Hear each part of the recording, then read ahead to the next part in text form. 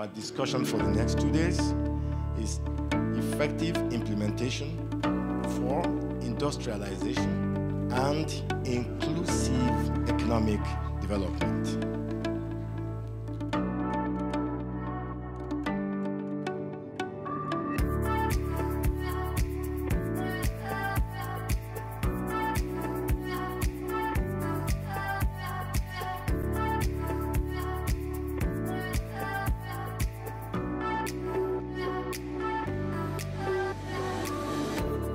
Like I said earlier, we have many distinguished Nigerians here. It's my privilege to moderate this session. I'm going to start it asking the African Union Commission to tell us what message do you have for this event. The African Union Commission is very excited to participate in this forum, which we consider to be a very important sensitization or engagement with stakeholders. The Nigeria-Africa Continental Free Trade Agreement Forum is happening today at an opportune time as we embark on the decade of action to accelerate implementation of the Sustainable Development Goals. Let us be determined now to create confidence in the African economy and the ability of Africans to run things for themselves by making this work. For a successful implementation of the African Continental Free Trade Agreement, government has constituted the National Action Committee to, amongst others, coordinate a wide range of actions at the domestic, regional, and continental levels. The AFCFTA, in there, the objective for every country is about industrialization, food security, agricultural development, and then a very important regional value chain development. It is about really intention. It is about coming together to be able to compete with the rest of the world. I think the nexus between peace and security on the one hand and trade on the other, I think it is even empirically proven that more trade is better for security than less trade. When you have an interest, when you are trading with your neighbors, you become a stakeholder in the peace of your neighbors and the other way around. We need to look at who are the players in AFTA that could probably help to alleviate poverty. The one tool that has never failed anywhere in the world to deal with poverty is job creation. It is key for us now to start preparing in terms of implementation. We have all the ingredients. Like we concluded at the end of our study was that we were not ready because some of those things that we require are still not in place, but we also recognize the fact that at the end of the day it is a human problem and that where there's a will, there really is a way.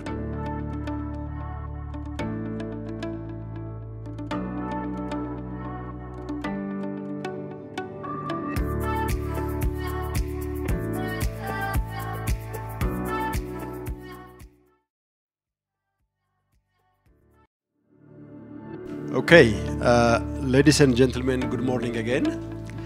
I have the privilege to moderate this plenary this morning, and the subject is ECOWAS responding to implementation challenges in West Africa.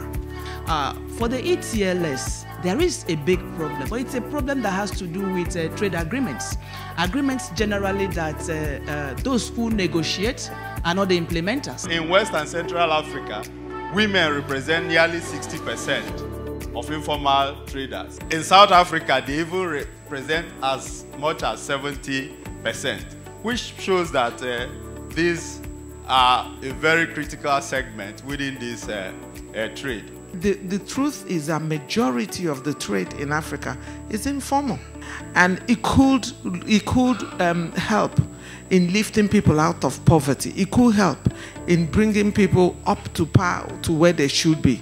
But if our preoccupation is just to formalize them, then we're not looking to incentivizing them. We noted that the Western world, Western countries, namely America, Canada, Russia, UK, and Germany, are already positioning themselves to help in addressing infrastructure. if you really want things to move, I am not sure how you're going to do it successfully without a very, very strong and virile media campaign. This goes beyond stories in the newspaper. There should be predictability. I should be able to stay in America and predict what happens to the port when I come to Nigeria. I should be able to a consultant, say from Nigeria, can be working with another company and tell them, you know, these are the things you're expected to do. This is the time it will take. And when the company comes to that, they should be able to see that. But if you're not able to predict the system, therefore no investor brings in their money. The second thing is someone said that we don't have an investment policy. So I just wanted to explain to him that the Nigerian Investment Promotion Commission exists, and there are policies around what they do, and they have tax incentives that drive investment. The 100% repatriation of profits all fall under that framework. And we have a network of bilateral investment treaties all over the world called IPPAs. It has been a very intensive 2 days of discussion. My own assessment is that the Nigerian policymakers and stakeholders have done the analytical part of what the FCFTA means for Nigeria and what should be Nigeria's response, the kinds of strategies that are needed to be put in place. So what we are seeing here today, is far beyond, our own expectations. So we've done quite well, and we're very, very happy with the outcome of the forum, and we hope we can take it to the next level. Taking this from now, we will now go down further at sector levels, have detailed engagements to further break down what has come in here, what the outcome of this workshop, the outcome of the studies we've done, the information that we will gather from engaging those sector stakeholders and practitioners, to then say, okay, these are the things that we need to do. So you have a series of engagements to be able to do that. The government has to address our infrastructural problem. If I'm going to look at it as a scale of preference, I'll pick infrastructure. That government should address infrastructure number one. If government address the infrastructure, if manufacturers are able to produce at a low rate, definitely will be competitive. To a very large extent, we have achieved our objectives in the sense that we have the relevant stakeholders from the private sector, from the public sector. We are now able to forge a synergy that should allow us going forward to do what we need to do to achieve success. It's very easy to append your signature to a document, but you need to walk the talk. And I think this platform has created an environment for us to understand amongst ourselves what government needs to do, what the private sector needs to do, and those gaps that needs to be filled. Because like I always said, nobody told us in Africa not to trade among ourselves.